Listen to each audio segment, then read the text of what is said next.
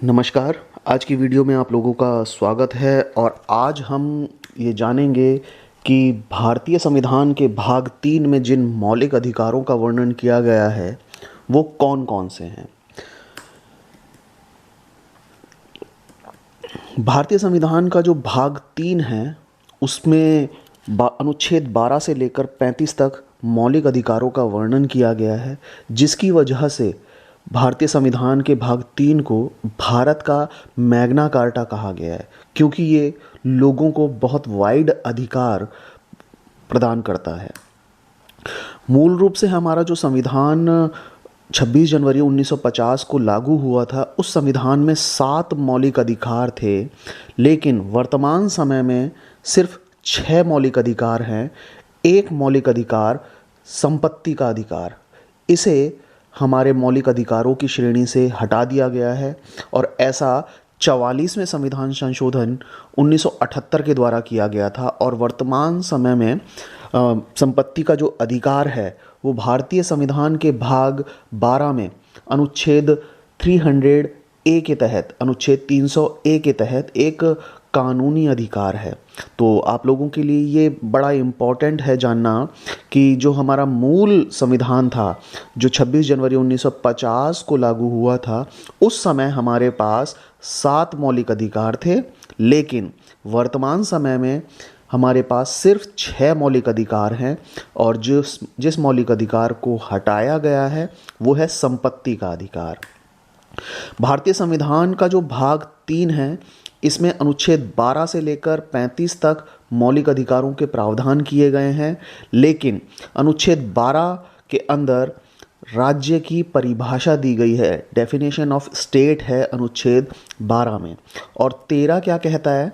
अनुच्छेद 13 ये मानता है कि ऐसा कोई कानून विधायिका बना देती है, संसद पार्लियामेंट कोई ऐसा कानून बना देती है जो मौलिक अधिकारों का हनन करता हो, तो ऐसी परिस्थिति में सुप्रीम कोर्ट, सर्वोच्च न्यायालय आर्टिकल 32 के तहत उस कानून को असंवैधानिक या इनवैलिड घोषित कर सकती है। और ऐसा सिर्फ सर्वोच्च न्यायालय को पावर नहीं है, इसके अलावा उच्च न्यायालय को भी आर्टिकल 226 अनुच्छेद 226 के तहत कानून को असंवैधानिक घोषित करने की पावर है।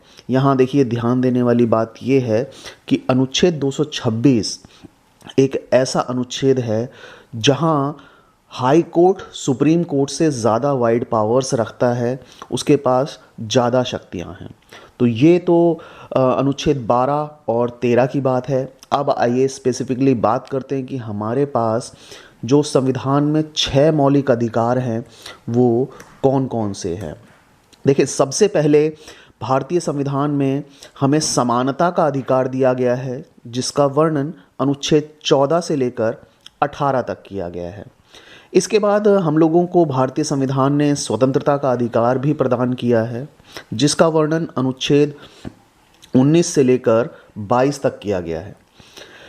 तीसरा जो हमारा मौलिक अधिकार हमें प्राप्त है वो है शोषण के विरुद्ध अधिकार, जिसका वर्णन अनुच्छेद 23 और 24 में किया गया है। अनुच्छेद 25 से लेकर 28 तक धार्मिक स्वतंत्रता के अधिकार का वर्णन किया गया है। ये हमारा चौथा मौलिक अधिकार है। संस्कृति एवं शिक्षा का अधिकार अनुच्छेद 29 और 30 में दिया गया है, जो कि हमारा 5वां मौलिक अधिकार है।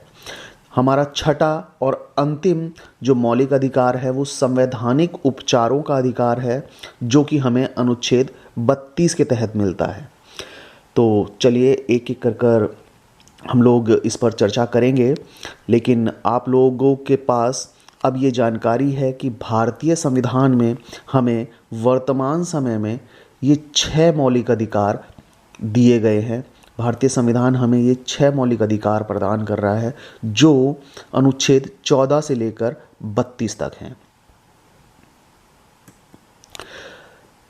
हमें भारतीय संविधान से जो सबसे पहला मौलिक अधिकार प्राप्त है वो है समानता का मौलिक अधिकार। समानता के मौलिक अधिकार में अनुच्छेद 14 भारतीय संविधान का आर्टिकल 14 ये कहता है कि कानून के समक्ष समानता और कानून का समान संरक्षण लोगों को प्राप्त होगा। देखिए, यहाँ दो अलग अलग बातें की गई हैं। एक बात की गई है कानून के समक्ष समानता की, ये टर्म हम लोगों ने ब्रिटेन से लिए, और जबकि कानून का समान संरक्षण, इस टर्म को हम लोगों ने अमेरिका से लिया है। कहने का मतलब ये है कि भारत में जो लागू कानून होगा वो कानून सबके लिए एक समान होगा और कानून सभी को समान संरक्षण प्रदान करेगा। किसी के साथ, किसी भी व्यक्ति के साथ किसी भी प्रकार का कोई भेदभाव नहीं किया जाएगा, ऐसा अनुच्छेद 14 कहता है। तो ये हमारा समानता के अधिकार के अंदर पहला अधिकार है, जो ये साफ कहता है कि हमारे यहाँ सभी लोगों को कानून के समक्ष समानता प्राप्त होगी और कानून सभी को समान संरक्षण प्रदान करेगा। इसके बाद अनुच्छेद 15 ये कहता है कि किसी भी व्यक्ति के साथ जाति, धर्म, भाषा, वर्ण, लिंग, समुदाय या अन्य किसी आधार पर किसी भी प्रकार का कोई भेदभाव नहीं किया जाएगा। अनुच्छेद 14 बहुत ही ज़्यादा इम्पोर्टेंट है। अनुच्छेद 14 समाज में लोगों को, सभी व्यक्तियों को समानता का अधिकार प्रदान करता है। और यहाँ इम्पोर्टेंट बात ये है कि अनुच्छेद जो 15 है वो सिर्फ और सिर्फ भारतीय नागरिकों को प्राप्त है, लेकिन ऐसा नहीं है कि अनुच्छेद जो 15 है वो किसी अपवाद से बच गया है या एब्सोल्यूट है, ऐसा नहीं है। इसमें कुछ अपवाद हैं। अपवाद क्या हैं? देखें, समाज में जाति, धर्म, भाषा, वर्ण या लिंग या समुदाय या अन्य किसी आधार पर किसी के साथ कोई भेदभाव तो नहीं किया जाएगा, लेकिन अगर हम महिलाओं की या बच्चों की बात करें तो राज्य इनके लिए कुछ विशेष व्यवस्था कर सकता है या ऐसी व्यवस्था कर सकता है जिसमें अनुसूचित जातियां, अनुसूचित जनजातियां या शैक्षिक रूप से कोई पिछड़ा हुआ वर्ग है तो उनके विकास के लिए कोई विशेष उपबंध कर सकता है, विशेष कोई नियम बना सकता है। जैसे शैक्षिक संस्थानों में ऐसे लोगों के लिए कुछ शुल्क में छूट दे, कुछ शुल्क में छूट अगर प्रदान करता है तो वो समानता के अधिकार के विरुद्ध नहीं होगा। तो ये समानता का अधिकार है जो अनुच्छेद 15 में वर्णित है। तीसरा जो हमें समानता का अधिकार प्राप्त है अनुच्छेद 16 के तहत प्राप्त है, जिसमें अवसर की समानता दी गई है। अवसर की समानता क्या है? देखें, राज्य के द्वारा जो सरकारी नौकरियां हैं उन सरकारी नौकरियों को प्राप्त करने के लिए सभी लोगों को समान अवसर प्राप्त होंगे, किसी के साथ किसी भी प्रकार का कोई भेदभाव नहीं किया जाएगा। यानी सरकारी नौकरियों को प्राप्त करने के लिए सभी लोगों के पास समान अवसर होंगे, उनके साथ किसी भी आधार पर किसी भी प्रकार का कोई भेदभाव नहीं किया जाएगा, ऐसा अनुच्छेद 16 कहता है और अवसर की समानता को स्थापित करता है। लेकिन अनुच्छेद 16 में जो अवसर की समानता दी गई है वो भी अपवादों से घिरी हुई है, एब्सोल्यूट नहीं है। यहाँ कुछ रोक लगाई गई हैं। जैसे हम लोगों को ये पता है कि हमारे देश में आरक्षण की व्यवस्था की गई है। SC, ST और OBCs के अलावा EWS कैटेगरी के कुछ लोगों के लिए सरकारी नौकरी में कुछ आरक्षण दिया जाता है। वो आरक्षण इस अपवाद के तहत ही दिया जाता है। तो राज्य नियुक्तियों के लिए आरक्षण की व्यवस्था कर सकता है, ऐसा अपवाद अनुच्छेद 16 के लिए काम करता है। तो जो रिजर्वेशन है वो अनुच्छेद 16 के तहत ही एक अपवाद का काम करता है। ये हमारा तीसरा समानता का अधिकार था।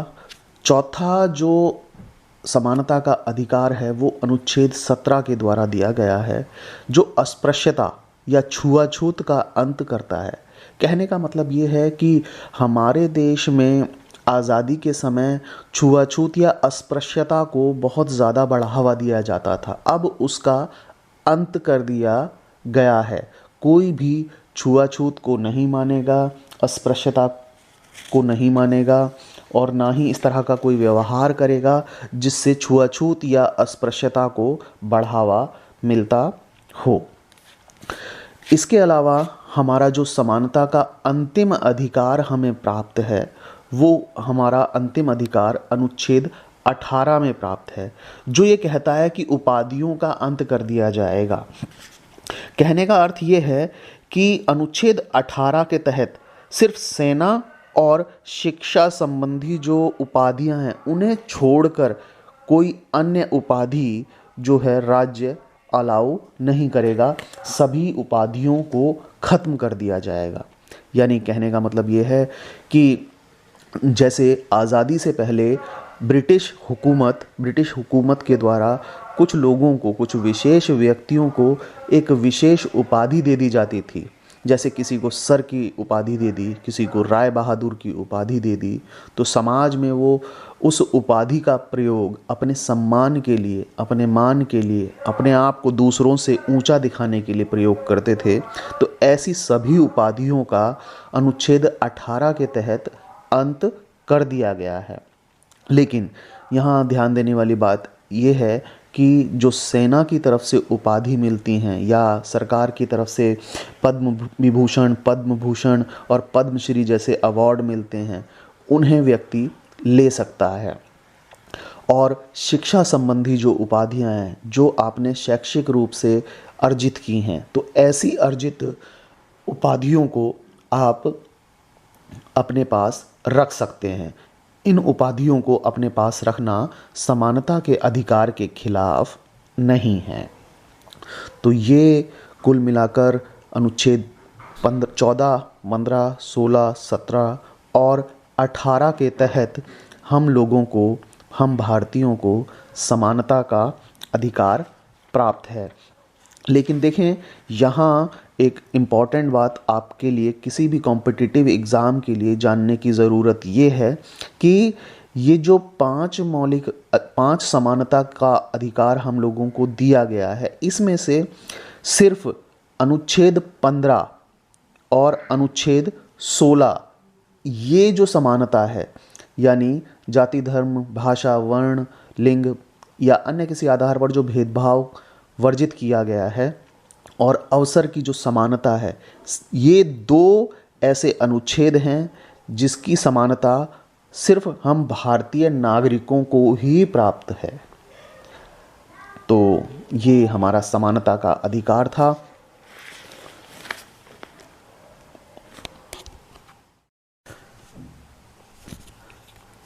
भारतीय संविधान अनुच्छेद 19 से लेकर 22 तक भारतीय नागरिकों को स्वतंत्रता का अधिकार प्रदान करता है और अनुच्छेद 19(1) के तहत भारतीय नागरिकों को 6 प्रकार की स्वतंत्रता प्राप्त है। चर्चा करते हैं कि वो 6 जो स्वतंत्रताएं अनुच्छेद 19(1) के तहत भारतीय नागरिकों को प्राप्त हैं वो कौन कौन सी हैं। सबसे पहले अनुच्छेद 19(1) के तहत सभी भारतीय नागरिकों को विचार एवं अभिव्यक्ति की स्वतंत्रता प्राप्त है। ये विचार एवं अभिव्यक्ति की स्वतंत्रता सभी नागरिकों को प्राप्त है और इसके तहत नागरिक अपने विचारों को प्रसारित कर सकते हैं। उन्हें यह अधिकार है कि वो जिन विचारों को रखते हैं उन विचारों को की अभिव्यक्ति कर सकें दूसरों के सामने और उनका प्रचार प्रसार कर सकें। देखिए, अनुच्छेद 19(1) के तहत ये जो विचार एवं अभिव्यक्ति की स्वतंत्रता का अधिकार है, ये अबाध नहीं है, एब्सोल्यूट नहीं है। इस पर संविधान कुछ उचित प्रतिबंध लगाता है। वो उचित प्रतिबंध क्या है? देखिए, विचार एवं अभिव्यक्ति की स्वतंत्रता के ऊपर सबसे पहले इसी तरह से प्रतिबंध लगता है कि जो विचार आप रखते हैं और उनकी अभिव्यक्ति आप करते हैं तो आप उचित रूप में उसका प्रयोग करें। आप अपने विचारों को अभिव्यक्त कर सकते हैं, आलोचना कर सकते हैं, लेकिन किसी व्यक्ति के साथ आप शब्दों का इस्तेमाल नहीं कर सकते, किसी व्यक्ति को आप गाली नहीं दे सकते हैं। तो ये विचार एवं जो अभिव्यक्ति की स्वतंत्रता है, इसमें रेस्ट्रिक्शन है, एक उचित प्रतिबंध है। लेकिन विचार एवं अभिव्यक्ति की स्वतंत्रता का ये जो अधिकार अनुच्छेद 19(1) के द्वारा भारतीय नागरिकों को दिया गया है, इसमें बहुत सारी चीज़ें शामिल हैं। आइए चर्चा करते हैं कि कौन कौन सी चीज़ें शामिल हैं इसके अंदर। देखिए, सबसे पहले भारतीय नागरिक अपने विचारों को प्रसारित कर सकते हैं विचार एवं अभिव्यक्ति की स्वतंत्रता के अंदर। साथ ही साथ प्रेस की स्वतंत्रता इस आर्टिकल में शामिल है। विज्ञापन देने की स्वतंत्रता, व्यावसायिक विज्ञापन करने की स्वतंत्रता व्यक्ति के पास होती है। इस अनुच्छेद के द्वारा फ़ोन टैपिंग के विरुद्ध भी अधिकार नागरिकों को प्राप्त होता है, यानी उनकी फ़ोन को कोई टैप नहीं कर सकता है, उनके फ़ोन की कोई टैपिंग नहीं कर सकता है। सरकारी जितनी भी गतिविधियां हैं, उन सभी की जानकारी का अधिकार नागरिक को अनुच्छेद 19(1)(a) के तहत मिलनी चाहिए। इसके अलावा भारतीय जो नागरिक हैं, उन्हें प्रदर्शन एवं विरोध करने का अधिकार भी अनुच्छेद 19(1)(a) के तहत प्रदान है, उन्हें मिलता है। लेकिन ये जो प्रदर्शन एवं विरोध करने का अधिकार है, ये हड़ताल करने का अधिकार किसी को नहीं देता है। तो ये विचार एवं अभिव्यक्ति की स्वतंत्रता आर्टिकल 19(1)(a) के तहत नागरिकों को दी गई है। इसके बाद स्वतंत्रता के अधिकार अनुच्छेद 19(1)(b) के अंदर भारतीय नागरिकों को शांतिपूर्ण सम्मेलन करने की स्वतंत्रता प्रदान की गई है। कहने का मतलब ये है कि जो भारतीय नागरिक हैं, वो शांतिपूर्वक सम्मेलन कर सकते हैं और शांतिपूर्वक इकट्ठे हो सकते हैं। इसमें भारतीय नागरिकों को पूर्ण स्वतंत्रता प्राप्त है। लेकिन ऐसा नहीं है कि ये एब्सोल्यूट है, पूर्ण रूप से खुली हुई स्वतंत्रता है।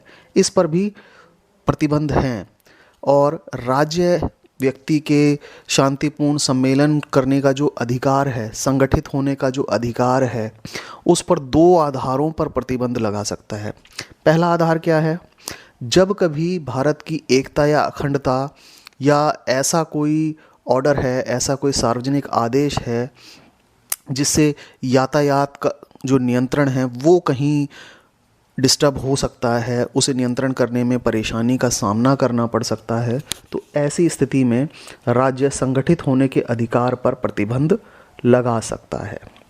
ये हमारा आर्टिकल 19(1)(b) इसके तहत जो अधिकार प्राप्त था वो है। इसके बाद हमें तीसरा अधिकार संघ बनाने का अधिकार प्राप्त है।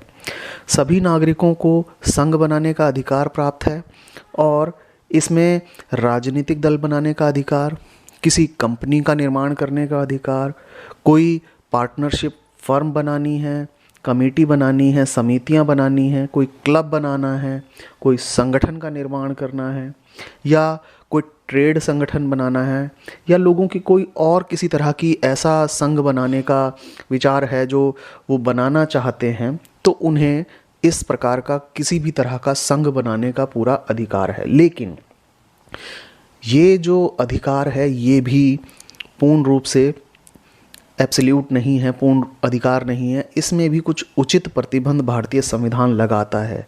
अब देखिए, संघ बनाने का अधिकार भारतीय नागरिकों को दे दिया है, लेकिन वो ऐसा संघ या संगठन नहीं बनाएंगे जो कहीं अवैध गतिविधियों को बढ़ावा देते हों, या ऐसा कोई भी संघ बनाने के अधिकार पर रोक लगाई जा सकती है जिससे ऐसा संघ जिससे भारत की एकता या संप्रभुता या कोई नैतिकता के आधार पर गलत हो या जो सार्वजनिक किसी आदेश का उल्लंघन करता हो।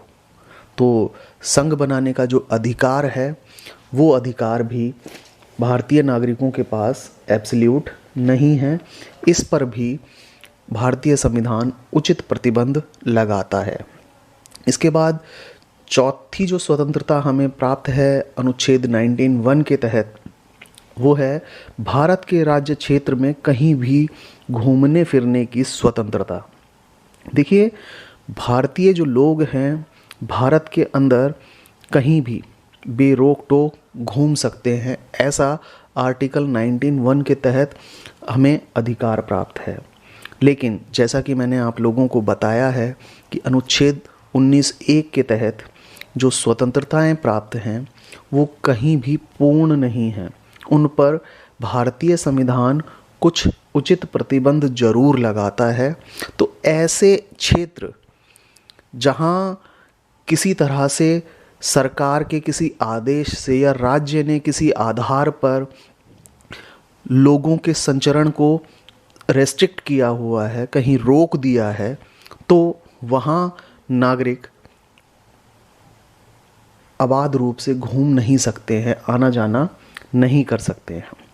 मान लेते हैं कोई सैनिक छावनी है और आपको घूमने फिरने की स्वतंत्रता प्राप्त है, तो उस सैनिक छावनी में कहीं भी आप घूम फिर नहीं सकते, उसमें एंटर नहीं कर सकते हैं।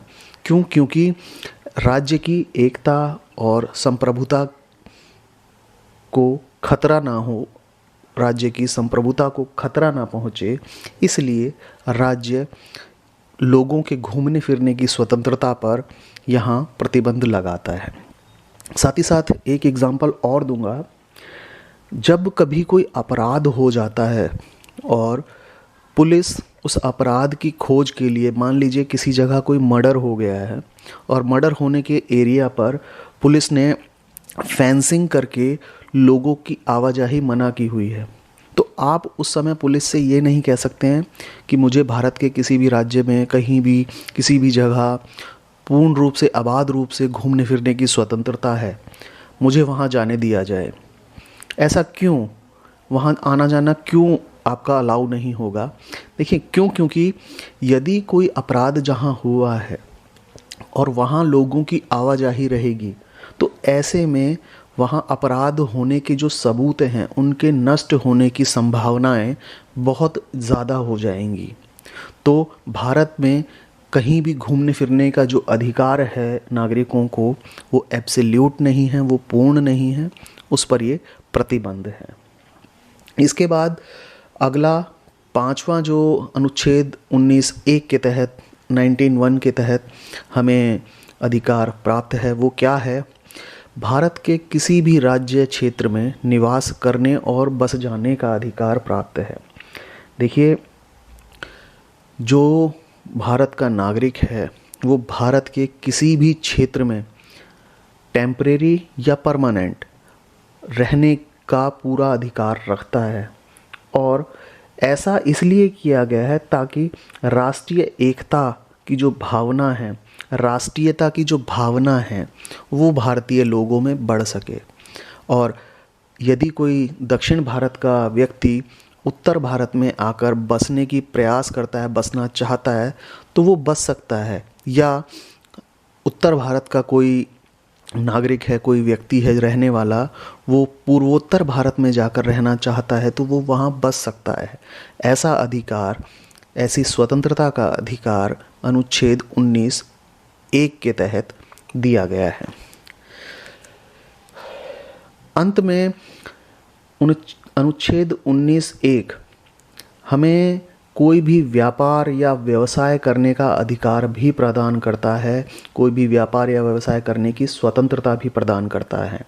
देखिए, भारतीय कोई भी नागरिक हो, वो कोई भी व्यापार कर सकता है, कोई भी व्यवसाय प्रोफेशन अपना सकता है, लेकिन जैसा कि पहले की दी गई स्वतंत्रताएं भी पूर्ण नहीं थी, कहीं ना कहीं उन पर कुछ ना कुछ रेस्ट्रिक्शंस थे, उसी तरह से इस स्वतंत्रता पर भी कुछ प्रतिबंध हैं। देखिए, व्यापार जो कर रहे हैं आप, वो इल्लीगल नहीं होना चाहिए, या जो व्यवसाय कर रहे हैं उस व्यवसाय को, प्रोफेशन को अपनाने के लिए आपके पास उचित जो क्वालिफ़िकेशन है वो होनी चाहिए। यदि आपके पास उचित क्वालिफ़िकेशन नहीं है और आप ये कहने लगें कि नहीं मैं तो ये व्यवसाय अपनाऊंगा ही, जैसा कि मान लीजिए मैं आज आप लोगों को ये पढ़ा रहा हूँ और कल मेरा मन करता है कि मैं गले में स्टेथोस्कोप डालकर डॉक्टर बन जाऊँ, तो मेरे लिए ऐसा संभव नहीं होगा, क्योंकि डॉक्टर बनने के लिए जो क्वालिफ़िकेशन है, जो डिग्री चाहिए, वो मेरे पास नहीं है। तो मैं ऐसा व्यवसाय, ऐसा प्रोफेशन नहीं अपना सकता जिसके लिए निर्धारित योग्यता मेरे पास नहीं है। साथ ही साथ ऐसा भी कोई व्यापार नहीं कर सकता जो नैतिक हो, या ऐसा कोई व्यापार हो जो इल्लीगल हो, गैरकानूनी कोई व्यापार हो। तो हम पाते हैं कि स्वतंत्रता का अधिकार अनुच्छेद 19(1) के तहत जो दिया गया है, उसमें अनुच्छेद 19(1) में विचार एवं अभिव्यक्ति की स्वतंत्रता दी गई है। बी में शांतिपूर्वक सम्मेलन करने का अधिकार दिया गया है। सी में संघ बनाने का अधिकार दिया गया है। डी में भारत के राज्य क्षेत्र में कहीं भी आने जाने की स्वतंत्रता दी गई है। ई में भारत के किसी भी राज्य क्षेत्र में निवास करने या बस जाने के अधिकार को दिया गया है। और जी, यहाँ एफ छोड़ दिया है, जी में किसी भी व्यापार या व्यवसाय को करने की स्वतंत्रता दी गई है। तो यहाँ जो एफ छोड़ा है आर्टिकल 19(1) ब्रैकेट में एफ, ये एफ कौन सा आर्टिकल था जिसे हटा दिया गया?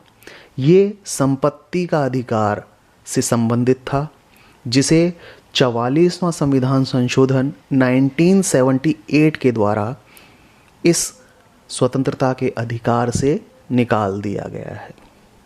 ये स्वतंत्रता का अधिकार था जो अनुच्छेद 19(1) के तहत हम सभी नागरिकों को, भारतीय नागरिकों को प्राप्त है। अनुच्छेद 20 स्वतंत्रता का जो अधिकार प्रदान करता है उस पर चर्चा करते हैं। देखिए, अनुच्छेद 20 ये कहता है, अनुच्छेद 20 में 3 प्रकार की बातें की गई हैं। सबसे पहले ये कहता है कि किसी भी व्यक्ति को अपराध के लिए सिर्फ एक ही बार सज़ा मिलेगी। यदि कोई व्यक्ति एक अपराध करता है तो उसे सज़ा सिर्फ एक ही बार मिलेगी। ऐसा नहीं होगा कि व्यक्ति ने जो अपराध किया है उसके लिए उसे एक से अधिक बार सज़ा दी जाए। तो ये जो डबल जीओपार्डी वाला सिस्टम है उससे बचाता है। 2 बार आपको किसी भी अपराध के लिए सज़ा नहीं दी जा सकती है। दूसरी बात, दूसरा जो स्वतंत्रता का अधिकार अनुच्छेद 20 के तहत प्राप्त है, इसमें अपराध करने के समय जो कानून होता है, व्यक्ति को उसी कानून के तहत सज़ा मिलती है। यानी एक व्यक्ति ने अगर 2022 में कोई अपराध किया और जिस समय उसने वो अपराध किया है, तो उस समय जो कानून लागू होगा, जो कानून होगा उस अपराध को सज़ा देने के लिए, उसी कानून के तहत उसे सज़ा मिलेगी। ऐसा नहीं होगा कि 2023 या 2024 तक उसका केस चलता रहे और 2024 में कोई नया कानून आ जाता है तो उसके हिसाब से उसे सज़ा मिलेगी, चाहे उसमें सज़ा कम हो या ज़्यादा हो। ऐसा नहीं होगा कि आगे आने वाले समय में जो कानून बनेंगे उनके हिसाब से किसी को सज़ा दी जाए। तो व्यक्ति जिस समय जो अपराध कर रहा है उसी समय उस कानून के तहत उसे सज़ा प्राप्त होती है। और अनुच्छेद 20 में जो तीसरी बात कह रहा है, किसी भी व्यक्ति को स्वयं के विरोध में गवाही देने के लिए कोई बाध्य नहीं कर सकता। कोई अपराधी है तो वो अपने विरोध में गवाही देने के लिए किसी व्यक्ति को बाध्य नहीं कर सकता है। तो ये 3 तरह की स्वतंत्रता हमें अनुच्छेद 20 के द्वारा प्राप्त है। अनुच्छेद 21 प्राण एवं दैहिक स्वतंत्रता की बात करता है। इसमें व्यक्तियों को अपने प्राण को बनाए रखने की पूरी स्वतंत्रता है। यदि उसके प्राणों को खत्म करने का कोई तरीका है तो वो सिंपल एक ही तरीका है, और वो है विधि के द्वारा जो स्थापित प्रक्रिया है, उस विधि के द्वारा स्थापित प्रक्रिया के आधार पर ही किसी व्यक्ति के प्राणों को खत्म किया जा सकता है। और देखें, अनुच्छेद 21 प्राण एवं दैहिक स्वतंत्रता का जो अधिकार है, ये बहुत वाइड अधिकार है। इसमें किसी भी व्यक्ति को प्रतिष्ठा के साथ जीने का अधिकार होता है। वो स्वच्छ पर्यावरण में जिए, प्रदूषण रहित जल पिए, प्रदूषण रहित वायु से सांस ले, ये अधिकार उसे प्राप्त है। जीवन की रक्षा करने का अधिकार है, राइट टू सेल्फ डिफेंस है। उसे राइट टू प्रिवेसी है, निजता का अधिकार है। उसे आश्रय का अधिकार है। स्वास्थ्य का अधिकार उसे इसी आर्टिकल के तहत प्राप्त है। और यदि व्यक्ति जेल में है तो उसे अकेले किसी जेल में बंद नहीं किया जाएगा। अकेले जेल में बंद होने के विरुद्ध उसे अधिकार प्राप्त है। यदि किसी व्यक्ति पर कोई केस चल रहा है तो उस पर त्वरित सुनवाई हो, इस चीज़ का अधिकार उसे प्राप्त है। यदि किसी व्यक्ति के साथ कोई अमानवीय व्यवहार हो रहा है तो ऐसा अधिकार भी इसके विरुद्ध है कि अनुच्छेद 21 के तहत उस अमानवीय व्यवहार को खत्म किया जाए। यदि किसी व्यक्ति को फांसी सुनाई गई है तो देर से फांसी ना दी जाए, ऐसा अनुच्छेद 21 के तहत अधिकार प्राप्त है।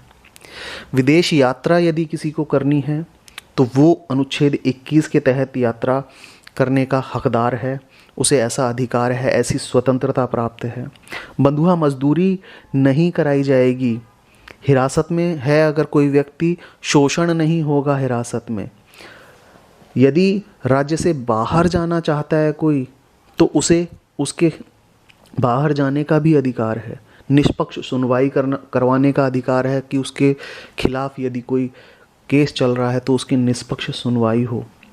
और सबसे ख़ास बात, अभी आप लोग राइट टू इन्फॉर्मेशन के बारे में सुनते होंगे, तो राइट टू इन्फॉर्मेशन जो है वो सूचना का अधिकार भी अनुच्छेद 21 के तहत लोगों को प्राप्त है। तो ये एक बहुत वाइड प्राण एवं दैहिक स्वतंत्रता का अधिकार लोगों को, व्यक्तियों को, नागरिकों को प्राप्त है। इसके बाद अनुच्छेद 21A जो कि हमें शिक्षा का मौलिक अधिकार देता है, इसे भारतीय संविधान में 86वें संविधान संशोधन अधिनियम के द्वारा सन 2002 में जोड़ा गया था। इसके तहत 6 से 14 साल तक के जो बच्चे हैं उन्हें निःशुल्क एवं अनिवार्य शिक्षा की व्यवस्था की गई है इस अधिकार के द्वारा। ऐसा नहीं है कि जो आर्टिकल 21A में शिक्षा का अधिकार दिया गया है वो संविधान में कभी था नहीं। ये पहले राज्य का नीति निदेशक तत्व हुआ करता था अनुच्छेद 45 में, और अनुच्छेद 45 के हिसाब से बच्चों को निःशुल्क और अनिवार्य शिक्षा प्राप्त होनी चाहिए। लेकिन राज्य के नीति निदेशक तत्व होने के कारण इसे कोर्ट से लागू नहीं कराया जा सकता था, और धीरे धीरे करके 93 में सुप्रीम कोर्ट ने अनुच्छेद 21 के तहत प्राथमिक शिक्षा को जीवन के अधिकार में जोड़ा, और धीरे धीरे कर इसे सरकार ने सन 2002 में 86वां संविधान संशोधन करके संविधान के अंतर्गत जगह दी, और शिक्षा का जो अधिकार है आज एक मौलिक अधिकार का रूप ले चुका है। इसके बाद अनुच्छेद 22 में निवारक निरोध की स्वतंत्रता प्राप्त है। अब देखें, यदि कोई व्यक्ति हिरासत में लिया जाता है या किसी व्यक्ति की गिरफ्तारी होती है तो गिरफ्तारी दो तरह की होती है। पहली है कि किसी व्यक्ति ने कोई अपराध किया और उसे उसके लिए कठोर कारावास की सज़ा सुनाई गई, उसे दंड दिया गया है, उसे सज़ा सुना दी गई है, तो वो जाएगा जेल में और जेल में रहेगा।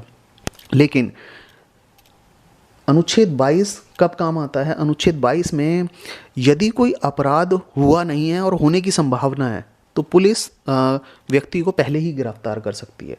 लेकिन यदि व्यक्ति को पहले गिरफ्तार कर लिया जाता है तो निवारक निरोधक कानून के अंतर्गत किसी भी व्यक्ति को पहले ही गिरफ्तार कर उसे इसलिए गिरफ्तार किया जाता है ताकि वो आगे अपराध ना कर सके। मान लेते हैं कोई एक बहुत बड़ी पॉलिटिकल रैली होने वाली है या किसी भी तरह की कोई रैली होने वाली है।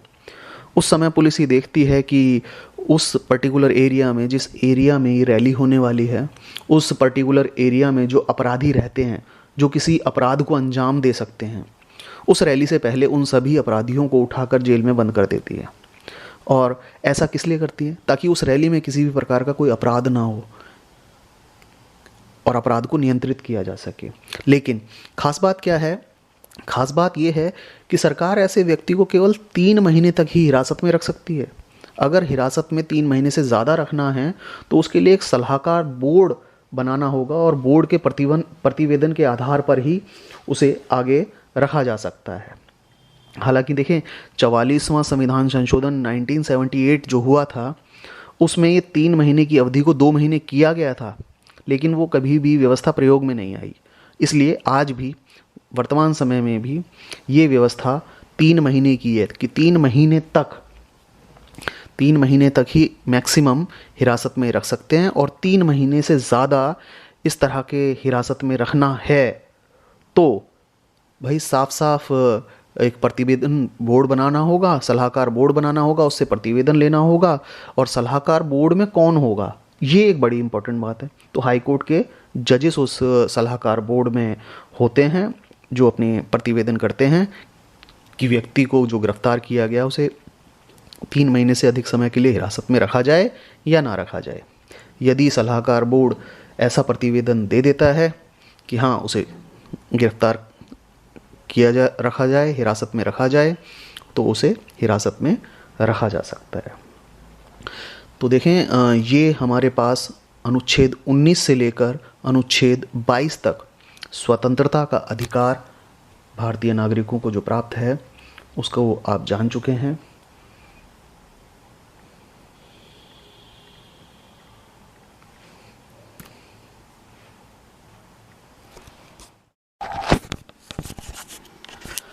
भारतीय संविधान का अनुच्छेद 23 और अनुच्छेद 24 शोषण के विरुद्ध अधिकार प्रदान करता है, और ये अनुच्छेद 23 के तहत अनुच्छेद 23 ये कहता है कि मानव व्यापार और जबरन श्रम उसे निषेध किया गया है अनुच्छेद 23 के द्वारा।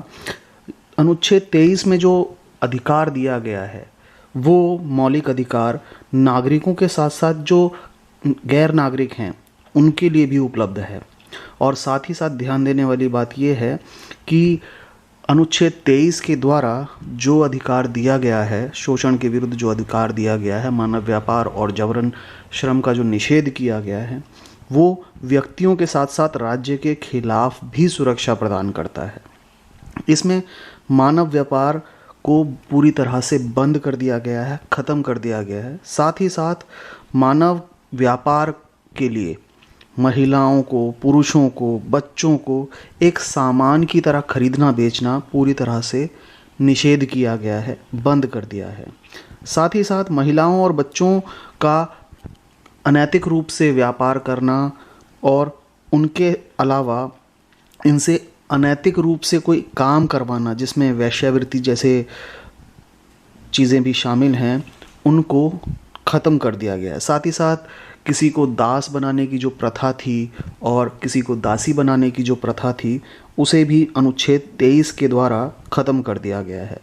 तो अनुच्छेद 23 मानव व्यापार को पूरी तरह से ख़त्म करता है और ये शोषण के विरुद्ध अधिकार के अंतर्गत शामिल है। साथ ही साथ अनुच्छेद 23 जबरन श्रम को भी ख़त्म करता है, उसे ख़त्म करता है। इसके लिए जबरन श्रम के लिए एक शब्द का प्रयोग किया जाता है, बेगार। और बेगार शब्द का मतलब ये होता है कि बिना किसी पारिश्रमिक के, बिना किसी वेतन के जब कोई व्यक्ति किसी से काम कराता है तो उसे हम बेगार कहते हैं, या ज़बरदस्ती कोई काम कराता है तो उसे हम जबरन श्रम कहते हैं। और ऐसा जबरन श्रम या बेगार अनुच्छेद 23 के तहत ख़त्म कर दिया गया है। और शोषण के विरुद्ध अधिकार में अनुच्छेद 23 ने ये दो चीज़ें की हैं कि मानव के व्यापार और जबरन श्रम यानी बेगार को पूरी तरह से ख़त्म कर दिया है। लेकिन अनुच्छेद 23 में जो उपबंध दिए गए हैं, अनुच्छेद 23 में जो शोषण के विरुद्ध अधिकार दिया गया है, उसमें कुछ अपवाद भी हैं। अगर राज्य अनुमति देता है, राज्य इस तरह की कोई परमिशन ग्रांट करता है कि सार्वजनिक उद्देश्य के लिए कोई अनिवार्य सेवा है, जैसे सैनिक सेवा होती है या समाज सेवा है, वो ज़बरदस्ती अपने नागरिकों से करा सकते हैं। यानी नागरिकों के लिए इस प्रकार की सैनिक सेवा या सामाजिक जो सेवा है वो कराने के लिए इस तरह का कोई ऑर्डर पास कर सकता है कि नागरिकों को कुछ टाइम के लिए, कुछ समय के लिए सैनिक सेवा करनी ही होगी। इसके अतिरिक्त ध्यान देने वाली बात यह है कि अनुच्छेद 23 में जब नागरिकों पर राज्य इस तरह का कोई अनिवार्य सेवा की शर्त लगाता है तो ऐसे में राज्य धर्म या जाति या वर्ग या अन्य किसी आधार पर कोई भेदभाव नहीं कर सकता है। इसके अलावा शोषण के विरुद्ध अधिकार अनुच्छेद 24 में शामिल है। 24 में देखिए क्या शामिल है। 14 वर्ष से कम आयु वाले जो बच्चे हैं उनको कारखानों या अन्य जो जोखिम भरे काम हैं उनमें नियुक्त नहीं किया जा सकता, उनमें काम नहीं कराया जा सकता। यानी 14 वर्ष से जो कम आयु के बच्चे हैं उन बच्चों को किसी भी जोखिम भरे काम में, जोखिम भरी फैक्ट्री में, जोखिम भरे कारखाने में, बीड़ी सिगरेट के जो कारखाने होते हैं या ऐसे कारखाने जहां विस्फोटक पदार्थों का निर्माण किया जाता है, वहाँ 14 वर्ष से कम के बच्चों को कार्य करने के लिए नहीं रखा जा सकता है।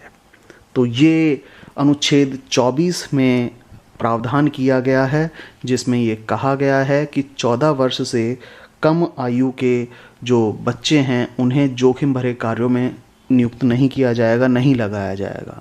और अनुच्छेद 24 के इस प्रावधान को थोड़ा सा आगे बढ़ाने के लिए और बच्चों के संरक्षण के लिए सन 2005 में एक बालक अधिकार संरक्षण आयोग, बाल अधिकार जो आयोग था, संरक्षण आयोग था, एक अधिनियम के तहत निर्मित किया गया। इसमें राष्ट्रीय स्तर पर और राज्य स्तर पर आयोगों की स्थापना की गई और ये स्थापना इसलिए की गई थी ताकि जो बच्चों के खिलाफ अपराध होते हैं उन अपराधों या बच्चों के जो अधिकारों का उल्लंघन होता है तो उन अधिकारों की उल्लंघनता की स्थिति में बहुत जल्दी, शीघ्रता से किसी प्रकार के निर्णय पर पहुंच सकें और जो दोषी हैं उन्हें सज़ा दी जा सके।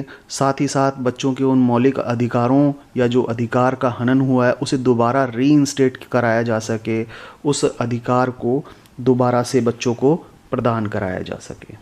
तो ये दो अनुच्छेद 23 और अनुच्छेद 24 भारतीय संविधान के ऐसे अनुच्छेद हैं जो शोषण के विरुद्ध अधिकार प्रदान करता है, जिसमें अनुच्छेद 23 के अंतर्गत मानव व्यापार और जबरन जो श्रम कराया जाता है, बेगार कराई जाती है, उसे ख़त्म कर दिया गया है। अनुच्छेद 24 के द्वारा ये प्रावधान किया गया है कि 14 साल से जो कम आयु के बच्चे हैं उन्हें किसी भी ऐसे फैक्ट्री में, ऐसे कारखाने में काम करने के लिए नहीं लगाया जाएगा जो बहुत जोखिम भरा हुआ है। तो ये दो अनुच्छेदों के द्वारा शोषण के विरुद्ध अधिकार प्रदान किया गया है।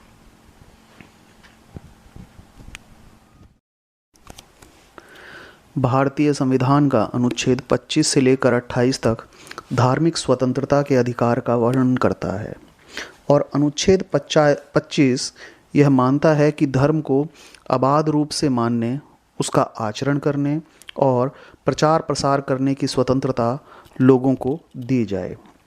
अनुच्छेद 25 के प्रभाव के कारण कोई भी व्यक्ति अपने जिस भगवान को वह मानता है उसके रूपों के साथ साथ अपने ढंग से, अपने तरीके से संबंध बनाने की आंतरिक स्वतंत्रता रखता है। साथ ही साथ वह धार्मिक विश्वास और अपनी आस्था को सार्वजनिक रूप से घोषित करने की, घोषणा करने की बिना किसी डर के अधिकार रखता है। वो अपने धर्म में किस तरह से पूजा करेगा, अर्चना करेगा, धर्म की परंपराओं को कैसे मानेगा, किसी समारोह को कैसे मनाएगा, किस तरीके से अपनी आस्था और विचारों को प्रदर्शित करेगा, ये पूरी स्वतंत्रता अनुच्छेद 25 के द्वारा भारत के लोगों को प्राप्त है। इसी के अलावा वह अपनी धार्मिक आस्थाओं का अन्य लोगों के बीच में प्रचार प्रसार कर सकता है, अपने धर्म के सिद्धांतों को दूसरे व्यक्तियों के सामने, दूसरे लोगों के सामने प्रकट भी कर सकता है।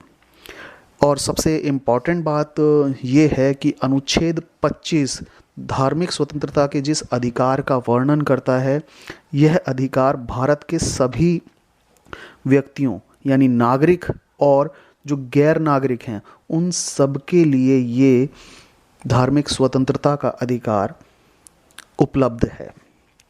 इसके बाद अनुच्छेद 26 ये कहता है कि धार्मिक कार्यों को प्रबंध करने की लोगों को स्वतंत्रता प्राप्त होगी। यानी धार्मिक और मूर्त प्रयोजनों के लिए किसी संस्था की स्थापना करना, उसका पोषण करना, इस तरह का अधिकार लोगों को, व्यक्तियों को प्राप्त होगा। साथ ही साथ अपने धर्म के विषय में किसी कार्य को प्रबंध कैसे किया जाए, यह व्यक्तियों को अधिकार होगा। यानी अनुच्छेद 26 धार्मिक कार्यों को किस तरीके से प्रबंध किया जाएगा, किस तरीके से प्रबंधित किया जाएगा, ये अधिकार भारतीय लोगों को धार्मिक स्वतंत्रता के अधिकार के अंतर्गत दिया जा रहा है। हाँ जी, यहाँ एक इम्पॉर्टेंट बात ये है कि अनुच्छेद 25 जहाँ व्यक्तिगत अधिकारों की गारंटी देता है, पर्सनल लिबर्टी की गारंटी देता है, वहीं अनुच्छेद जो 26 है ये धार्मिक संप्रदाय या उसके जो अनुभाग हैं, जो भाग हैं, उनको अधिकार प्रदान करता है। यानी दूसरे शब्दों में हम सीधे सीधे ये कह सकते हैं कि अनुच्छेद 25 व्यक्तिगत अधिकार है, पर्सनल लिबर्टी है, वहीं अनुच्छेद 26 जिस धार्मिक स्वतंत्रता के अधिकार को प्रदान करता है वह एक सामूहिक धार्मिक स्वतंत्रता का अधिकार है। सामूहिक रूप से ये व्यक्तियों को प्राप्त है, ये सामूहिक संस्थाओं को, धार्मिक संप्रदायों को प्राप्त है। तो ये अनुच्छेद 26 के द्वारा धार्मिक स्वतंत्रता का जो अधिकार प्रदान किया गया है। इसके बाद अनुच्छेद 27 ये कहता है कि राज्य किसी भी व्यक्ति को ऐसा टैक्स या कर देने के लिए बाध्य नहीं कर सकता जिसकी आय किसी विशेष धर्म या धार्मिक संप्रदाय की उन्नति के लिए निश्चित कर दी गई हो। यानी कहने का अर्थ यह है कि कोई भी व्यक्ति किसी विशेष धर्म या धार्मिक संप्रदाय की वृद्धि या पोषण में अगर खर्च हो रहा है कोई टैक्स का पैसा, तो ऐसा टैक्स देने के लिए किसी व्यक्ति को बाध्य नहीं किया जाएगा। और साथ ही साथ राज्य टैक्स के रूप में जो पैसा इकट्ठा करेगा, धन इकट्ठा करेगा, उसे किसी धार्मिक उत्थान या किसी विशेष धर्म के उत्थान के लिए, उसके रखरखाव के लिए व्यय बिल्कुल नहीं कर सकता है। यह व्यवस्था केवल एक प्रकार से धर्म का जो टैक्स का जो उगाही करनी है, टैक्स जो उगाना है, उस पर रोक लगाती है। लेकिन इम्पॉर्टेंट बात यह है कि सरकार शुल्क जरूर उगा सकती है। अगर वो टैक्स नहीं उगा सकती, टैक्स इम्पोज नहीं कर सकती, तो शुल्क टैक्स इम्पोज कर सकती है। ऐसा इसलिए किया गया है क्योंकि शुल्क लगाने से किसी धार्मिक संस्थानों पर धर्मनिरपेक्ष प्रशासन के पक्ष में अगर नियंत्रण लगाना हो तो इसकी वजह से उन संस्थाओं को थोड़ा आसानी हो जाती है। जैसे तीर्थयात्रियों को अगर शुल्क लगा दिया जाए कुछ, कि तीर्थ यात्रा करने पर कुछ शुल्क लगा देते हैं, तो शुल्क लगाने का कारण क्या है? ताकि उन्हें कुछ विशेष प्रकार की सुविधाएं, कुछ आसानी से सुरक्षा मुहैया कराई जा सके। तो यहाँ ये बात ध्यान देने वाली है कि अनुच्छेद 27 में टैक्स देने के लिए बाध्य नहीं किया जा सकता, लेकिन किसी प्रकार का शुल्क लगाया जा सकता है ताकि कुछ सुविधाएं पर्टिकुलर किसी धर्म के लोगों को दी जा सकें। इसके बाद हमारे पास अंतिम जो धार्मिक स्वतंत्रता का अधिकार है वो है अनुच्छेद 28 के द्वारा, जिसमें राज्य के किसी सरकारी शिक्षा संस्थान में धार्मिक शिक्षा ना देने की गारंटी दी गई है। और अनुच्छेद 28 ये कहता है कि ऐसा कोई भी शिक्षा संस्थान जो राज्य की निधि से पूर्ण रूप से पोषित है, जिसमें राज्य का पैसा लगा हुआ है, सरकारी पैसा लगा हुआ है, सरकारी संस्थान है, उसमें धार्मिक शिक्षा नहीं दी जाएगी। और अनुच्छेद 28 में जो संस्थान हैं वो 4 तरह के संस्थान हैं। पहला, जिसमें ऐसे संस्थान जो पूरी तरह से सरकारी हैं, जिनका रखरखाव भी राज्य ही करता है, सरकार करती है, जैसे सरकारी स्कूल एग्जाम्पल के तौर पर। दूसरे ऐसे संस्थान हैं जिनका प्रशासन राज्य करता है, लेकिन उनकी स्थापना किसी ट्रस्ट के तहत की गई है। कोई ट्रस्ट बनाया गया है, ट्रस्ट बनाकर ऐसे किसी संस्थान का स्थापना कर दी गई है। तो यहाँ ऐसे संस्थान के अंदर धार्मिक स्वतंत्रता का अधिकार है और धर्म की शिक्षा दी जा सकती है। तीसरी जो संस्थान है वो है राज्य के द्वारा कोई मान्यता प्राप्त संस्थान है। और चौथा ऐसा है जहां राज्य के द्वारा कोई भी वित्तीय सहायता प्राप्त की जा रही है। तो ये जो तीसरी और चौथे प्रकार की संस्था हैं अनुच्छेद 28 के तहत, जो राज्य द्वारा मान्यता प्राप्त है और राज्य से किसी प्रकार की वित्तीय सहायता ले रहा है, यहाँ अपनी इच्छा से, स्वेच्छा से धार्मिक शिक्षा दी जा सकती है। डिपेंड करता है कि संस्थान को चलाने वाले लोग धार्मिक शिक्षा देना चाहते हैं या नहीं देना चाहते। और ये धार्मिक स्वतंत्रता का अधिकार अनुच्छेद 25 से लेकर 28 तक वर्णित है, जो कि भारत के लोगों को प्राप्त है। इसके बाद भारतीय संविधान के अनुच्छेद 29 और 30 में संस्कृति एवं शिक्षा का मौलिक अधिकार लोगों को प्रदान किया गया है। देखिए अनुच्छेद 29 आर्टिकल 29 ये कहता है कि अल्पसंख्यक वर्ग को अपनी भाषा, लिपि एवं संस्कृति को सुरक्षित रखने का अधिकार है। भारत का कोई भी व्यक्ति, कोई भी नागरिक भारत के किसी भी भाग में रहने वाला हो, उसे अपनी भाषा, लिपि, संस्कृति को पूरी तरह से सुरक्षित रखने का पूर्ण अधिकार है। इसके अलावा किसी भी नागरिक को राज्य के अंतर्गत आने वाले जो संस्थान हैं, राज्य के अंदर जो संस्थान हैं या राज्य से सहायता प्राप्त ऐसा कोई संस्थान है, उसमें धर्म, जाति या भाषा के आधार पर प्रवेश करने से नहीं रोका जाएगा।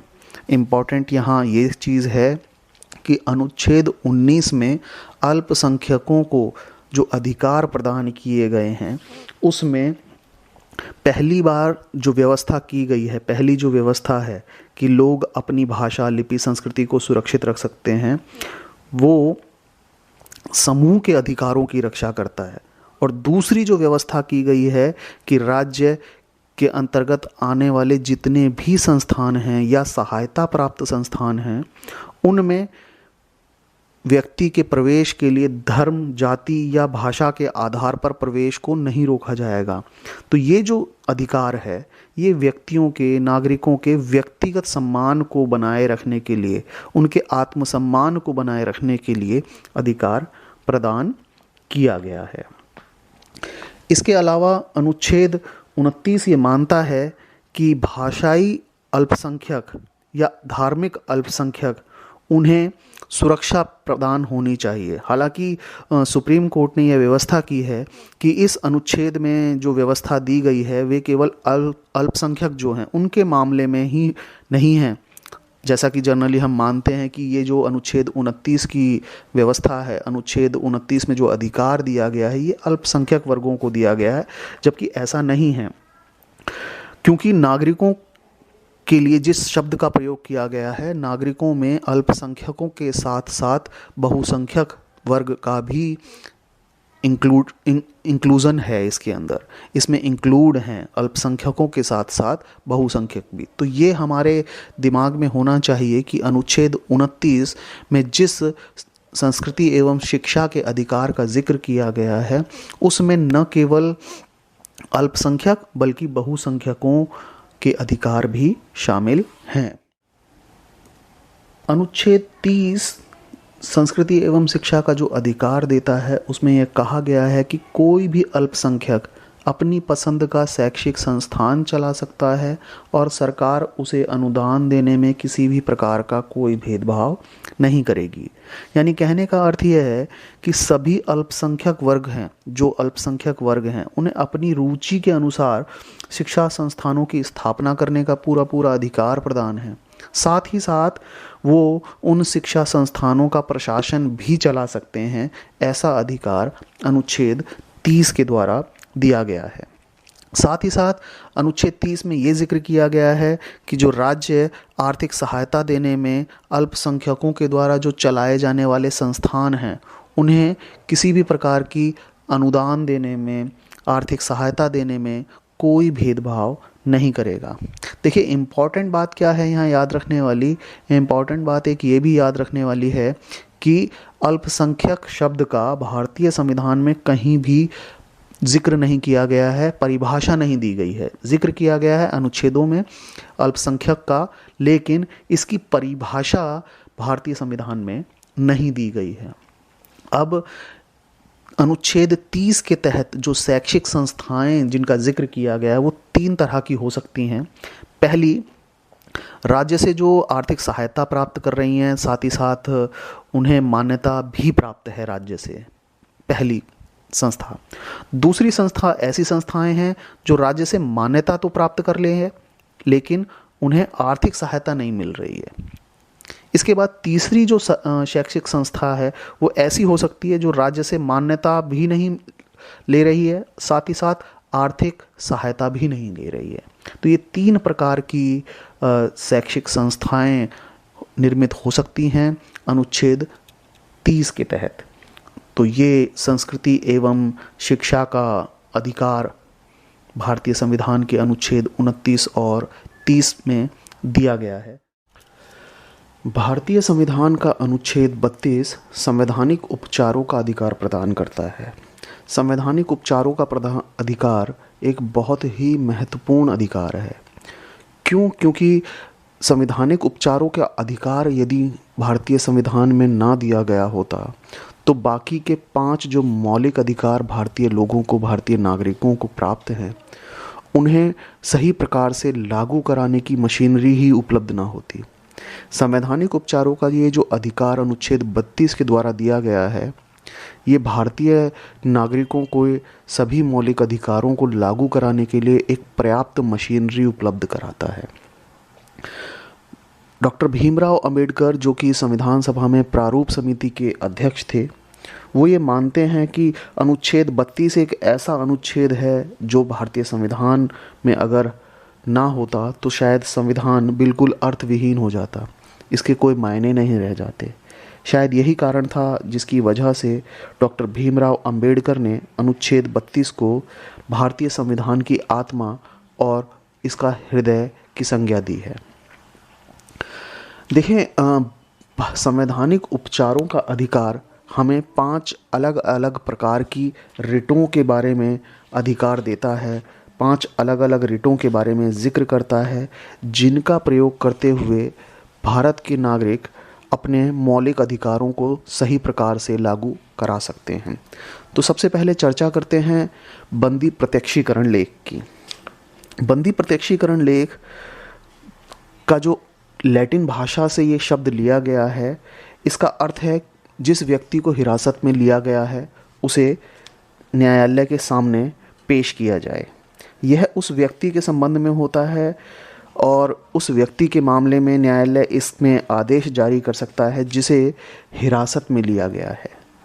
यहाँ ध्यान देने वाली बात यह है कि हिरासत में जो व्यक्ति लिया गया है, यदि किसी वैलिड रीज़न के तहत उसे हिरासत में लिया गया है, उसे हिरासत में लेने के लिए कोई एक बहुत वैलिड आधार है, तो बंदी प्रत्यक्षीकरण लेख के तहत आदेश जारी नहीं किया जा सकता। लेकिन यदि न्यायालय ये पाता है कि जिस व्यक्ति को हिरासत में लिया गया है उसे हिरासत में लेने के लिए कोई भी वैधानिक, कोई भी लीगल आधार नहीं है और न्यायालय अपनी जांच में इस तरह की चीज़ पा लेता है, तो उस व्यक्ति को जिसे हिरासत में लिया गया है उसे छोड़ने के आदेश, उसे स्वतंत्र करने के आदेश जारी कर सकता है। यहाँ आप लोगों को ध्यान ये रखना है कि अनुच्छेद 32 का प्रयोग करते हुए सुप्रीम कोर्ट बंदी प्रत्यक्षीकरण की रिट को जारी कर सकता है। लेकिन इम्पॉर्टेंट ये भी है कि ना सिर्फ सुप्रीम कोर्ट को ये सारी पावर्स दी गई हैं कि अनुच्छेद 32 में जो संवैधानिक उपचारों का अधिकार दिया गया है, इसमें 5 रिट जारी सिर्फ सुप्रीम कोर्ट इशू करे। यदि कोई व्यक्ति चाहता है कि वो सुप्रीम कोर्ट ना जाकर हाई कोर्ट से इन रिटों को लागू कराए, हाई कोर्ट में जाकर रिट दायर करे, तो आर्टिकल 226 का प्रयोग करते हुए हाई कोर्ट में इन रिटों को जारी किया जा सकता है। ऐसा संविधान निर्धारित करता है। देखें, इसके बाद जो संवैधानिक उपचारों का अधिकार के तहत दूसरी रिट भारतीय लोगों को दी गई है, वो है परमादेश। परमादेश का जो अर्थ है वो है हम आदेश देते हैं। यह जिस न्यायालय के द्वारा सार्वजनिक अधिकारियों को जारी किया जाता है, यह ताकि उनके जो कार्य हैं, उनके जो कार्यों के दौरान उन्होंने किसी कार्य को करने से मना किया है, तब इसका इस्तेमाल किया जा सकता है। और यदि कोई सार्वजनिक अधिकारी किसी कार्य को करने से मना करता है, ऐसी स्थिति में परमादेश का आदेश जारी करके, रिट को जारी करके मूल अधिकारों को सही प्रकार से लागू कराया जा सकता है। भारतीय संविधान का अनुच्छेद 32 तीसरी जो रिट प्रदान करता है वो है प्रतिषेध लेख। इसका अर्थ होता है रोकना, स्टॉप करना। इसे किसी उच्च न्यायालय के द्वारा, जो उसके अधीनस्थ न्यायालय होते हैं उनको, या कोई ऐसे अधिकरण हैं जो उस उच्च न्यायालय के न्याय क्षेत्र में, जुडिशल एरिया में आते हैं, और उच्च न्यायिक जो कार्य हैं उन कार्यों को करने से रोकने के लिए जारी किया जा सकता है। प्रतिषेध लेख में जो उच्च न्यायालय है वो अपने अधीनस्थ न्यायालयों के न्यायिक कार्यों को करने से रोक लगाने के लिए जारी किया जा सकता है कि वो इस तरह से कोई काम ना करें। ये जो प्रतिषेध लेख है, ये सिर्फ ध्यान देने वाली बात है कि प्रतिषेध जो लेख है वो सिर्फ और सिर्फ न्यायिक और अर्ध न्यायिक यानी जुडिशल और क्वैशी जुडिशल जितने भी अधिकरण हैं उनके विरुद्ध ही जारी किए जा सकते हैं। ये प्रशासनिक जो अधिकरण होते हैं या कानूनी जो अधिकरण होते हैं उनके खिलाफ, या कोई निजी व्यक्ति है उनके खिलाफ यह प्रतिषेध लेख इशू नहीं किया जाता है। देखें, इसके बाद जो चौथी रिट है वो चौथी रिट है उत्प्रेषण लेख। उत्प्रेषण लेख क्या है? इसमें इसको एक अधीनस्थ न्यायालय को यह निर्देश दिया जाता है उत्प्रेषण लेख के अंदर कि वो अपने पास जो लंबित मुकदमा है, जो उनके पास लंबित केस चल रहा है, और उसके न्याय निर्णयन के लिए उसे किसी सीनियर न्यायालय के पास भेजे, वरिष्ठ न्यायालय के पास भेजे। यहाँ देखिए उत्प्रेषण जो लेख है उसमें इम्पॉर्टेंट बात यही है कि हाई कोर्ट में अगर उत्प्रेषण लेख की पिटीशन फाइल की जाती है, रिट फाइल की जाती है, तो रिट फाइल करने में यह अपने अधीनस्थ जो न्यायालय हैं उन्हें यह निर्देश दे सकता है कि वो उसके पास जो भी लंबित मामले हैं, उन लंबित मामलों में से जिसके लिए वो रिट आई है, जिस मामले के संबंध में वो रिट आई है, उस लंबित मामले को, उस लंबित मुकदमे को, उस पर निर्णय देने के लिए उसे हाई कोर्ट भेज दे। तो ये उत्प्रेषण लेख था। इसके बाद अंत में अधिकार प्रच्छा लेख की रिट है। अधिकार प्रच्छा रिट जो कहती है वो ये कहती है कि वारंट के द्वारा किसी भी पदाधिकारी को किसी कार्य को करने से रोका जा सकता है। कैसे? देखें, ये जो अधिकार प्रच्छा लेख है इसे न्यायालय के द्वारा कोई भी ऐसा व्यक्ति जो सार्वजनिक कार्यालय में अपने दायरे से बाहर निकलकर काम कर रहा है या अपने अधिकार से बाहर निकलकर काम कर रहा है, तो ऐसी स्थिति में न्यायालय उससे यह पूछ सकता है कि आप किस अधिकार से यह कार्य कर रहे हैं। और इम्पॉर्टेंट बात यह है कि यह जो रिट है, अधिकार प्रच्छा की जो रिट है, अन्य चार जो रिट हैं, बंदी प्रत्यक्षीकरण, परमादेश, प्रतिषेध लेख और उत्प्रेषण, इन चारों से बहुत अलग है। कैसे? क्योंकि इसे किसी भी इच्छुक आदमी के द्वारा ही जारी किया जा सकता है, ना कि पीड़ित व्यक्ति के द्वारा। इसमें से ये जो चार पहले की रिटें हैं, बंदी प्रत्यक्षीकरण, परमादेश, प्रतिषेध लेख, उत्प्रेषण, इसमें जो पीड़ित व्यक्ति होता है वो रिट दायर करता है, जबकि अधिकार प्रच्छा में कोई भी इच्छुक व्यक्ति रिट अप्लाई कर सकता है। तो ये 5 रिटें हैं अनुच्छेद 32 के तहत जिनका जिक्र किया गया है संवैधानिक उपचारों का अधिकार में। इम्पॉर्टेंट बात यह है कि अनुच्छेद 32 का प्रयोग करते हुए मौलिक अधिकारों को लागू कराने की शक्ति सिर्फ और सिर्फ सर्वोच्च न्यायालय सुप्रीम कोर्ट को है। लेकिन ऐसा नहीं है कि कोई भी व्यक्ति मौलिक अधिकारों के उल्लंघन की स्थिति में सिर्फ और सिर्फ सुप्रीम कोर्ट में ही जाकर केस दायर कर सकता है, रिट लगा सकता है। अनुच्छेद 226 में यह पावर दी गई है हाई कोर्ट को, यदि किसी व्यक्ति के मौलिक अधिकारों का उल्लंघन होता है तो उन मौलिक अधिकारों को लागू कराने के लिए ये सभी रिटों को हाई कोर्ट भी आदेश जारी कर सकता है इन रिटों के आधार पर। तो यहाँ इम्पॉर्टेंट एक बात ये भी है कि अनुच्छेद 32 सुप्रीम कोर्ट को पावर देता है और अनुच्छेद 226 हाई कोर्ट को पावर देता है। लेकिन सुप्रीम कोर्ट में अनुच्छेद 32 के तहत अगर रिट दायर की जाती है तो ये 5 ही प्रकार की रिटें दायर की जा सकती हैं, सिर्फ और सिर्फ मौलिक अधिकारों के उल्लंघन की स्थिति में। लेकिन यदि किसी व्यक्ति के मौलिक अधिकारों के अलावा कोई कानूनी अधिकार का भी उल्लंघन हो गया है और वो ये चाहता है कि सुप्रीम कोर्ट में उसके केस की सुनवाई हो अंडर आर्टिकल 32, तो ऐसा संभव नहीं है। लेकिन ऐसा संभव 226 के तहत है। अनुच्छेद 226 हाई कोर्ट को ये वाइड पावर्स देता है कि वो मौलिक अधिकारों के अलावा यदि किसी प्रकार के कानूनी अधिकार का उल्लंघन भी हो गया है तो भी आदेश जारी कर सकता है। यह भारतीय संविधान के अनुच्छेद 32 में दिया गया संवैधानिक उपचारों का अधिकार था, जो कि भारतीय नागरिकों के सभी मौलिक अधिकारों के रक्षक की भूमिका निभाता है और सबसे महत्वपूर्ण मौलिक अधिकार बन जाता है।